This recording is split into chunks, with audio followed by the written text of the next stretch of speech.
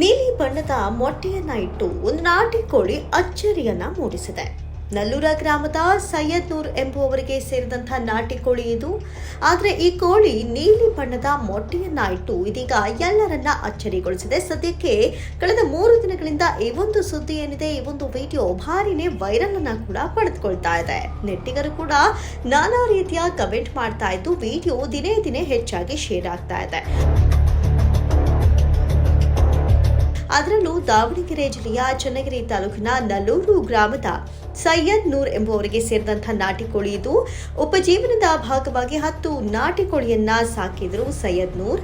ನಿತ್ಯ ಮಾಮೂಲಾಗಿ ಬಿಳಿ ಬಣ್ಣದ ಮೊಟ್ಟೆಯನ್ನ ಇಡ್ತಾ ಇತ್ತು ಈ ನಾಟಿ ಕೋಳಿ. ಇದ್ದಕ್ಕಿದ್ದಂತೆ ನೀಲಿ ಬಣ್ಣದ ಮೊಟ್ಟೆಯನ್ನ ಇಟ್ಟು ಎಲ್ಲರಲ್ಲೂ ಅಚ್ಚರಿಯನ್ನ ತುಂಬಿದೆ.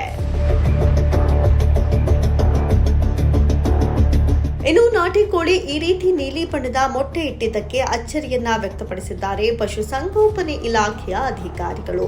ಮೇದೋಜೀರಕಾಂಗದಲ್ಲಿ ಬಿಲಿವರ್ಡಿನ್ ಎಂಬ ವರ್ಣ ದ್ರವ್ಯದ ಕಾರಣ ನೀಲಿ ಮೊಟ್ಟೆಯನ್ನ ಇಟ್ಟಿದೆ. ನೀಲಿ ಬಣ್ಣದ ಮೊಟ್ಟೆಯನ್ನ ಇಟ್ಟಿರುವಂತಹ ಸಾಧ್ಯತೆ ಬಹುತೇಕ ಇದೆ. ಮೊಟ್ಟೆಯ ಮೇಲ್ಭಾಗ ಮಾತ್ರ ನೀಲಿ, ಉಳಿದಂತೆ ಮೊಟ್ಟೆ ಮಾಮೂಲಾಗಿಯೇ ಇರುತ್ತೆ.